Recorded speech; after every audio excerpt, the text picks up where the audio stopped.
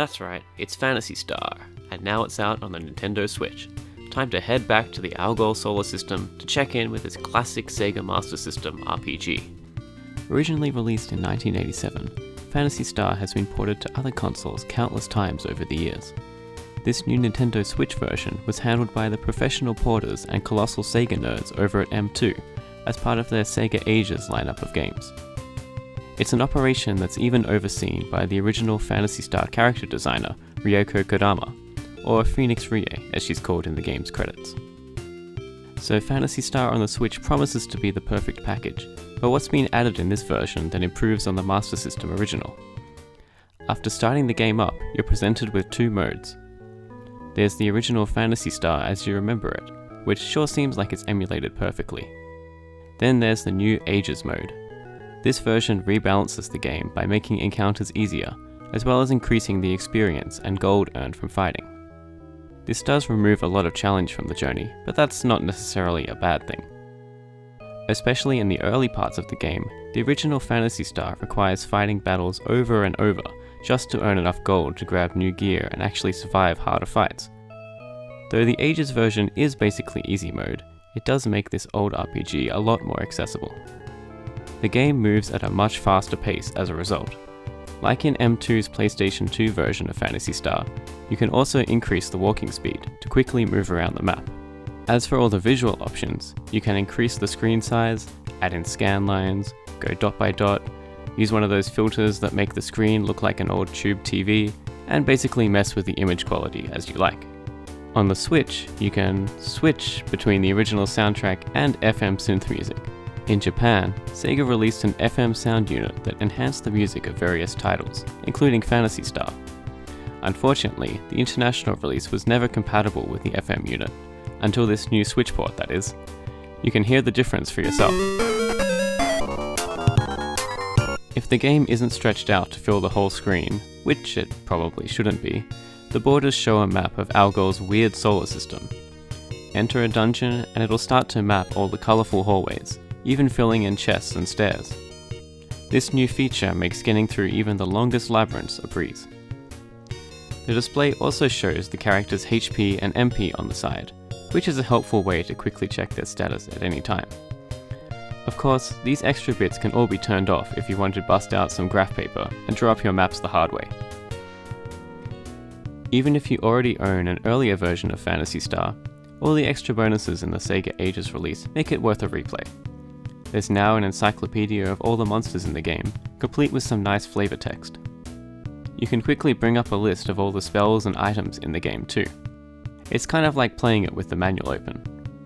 And of course, there are lots of presentation options to make the pixel art look pretty nice on a modern TV. But for everyone who hasn't played it before, the big question should be, does Phantasy Star hold up? The answer is, yeah, at least as well as any JRPG from 1987 can. Like any old game, you need to approach it with the right mindset.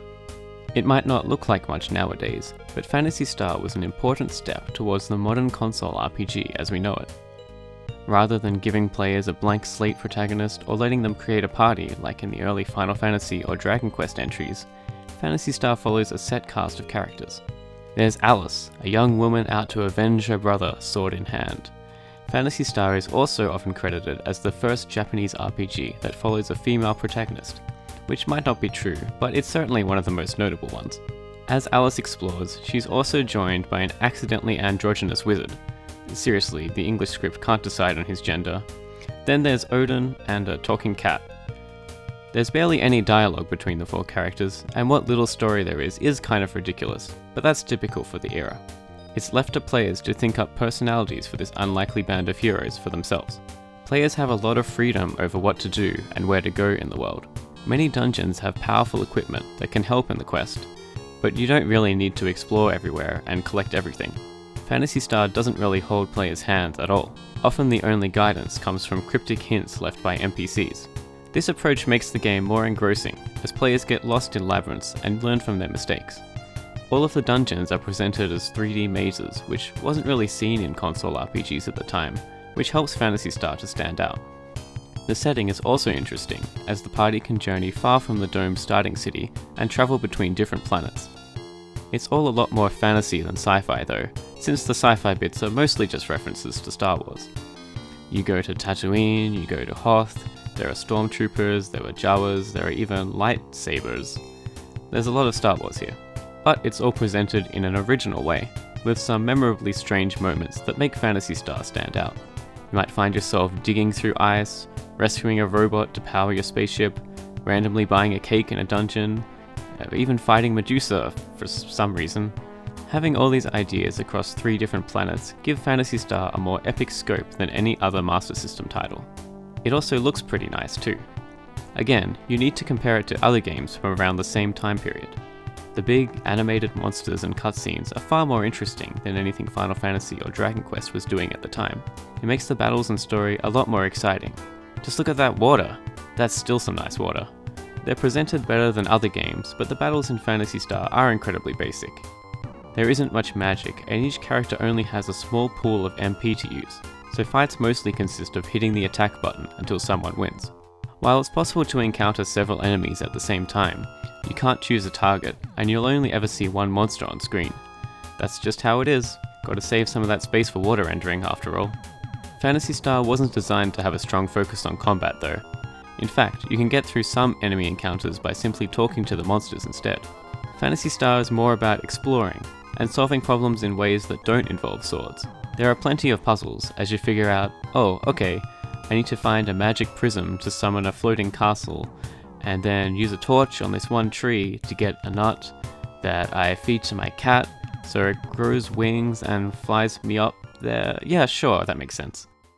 Again, you need to go into Phantasy Star with an open mind, and maybe a walkthrough. Though this version of Phantasy Star has some new features, the English script is still full of errors. I do like how blunt some of the messages in battle are though. There's no, slime has been defeated here, it's, slime was killed. You stone cold murderer, that owlbear had a family. Yes, Phantasy Star is rough in some respects. There are a lot of weird fantasy and science fiction elements that shouldn't work together. But the fact that the developers had so much freedom to throw these ideas together is what makes Phantasy Star so interesting and innovative for its time. If you like Sega games, this Switch release is definitely a cool RPG you should try. Hopefully Phantasy Star is just the beginning, and we'll get to see even more of Sega's RPG legacy on the Switch. Maybe not Sword of Vermilion though, they can keep that one in the vault. If you want to see more RPG reviews like this in the future, go ahead and click that subscribe button. Heck, maybe even leave a like while you're at it. You can find even more of my work on the genre over at jrpg.moe, so why not head there, or follow the site on Twitter. Well, thanks for watching.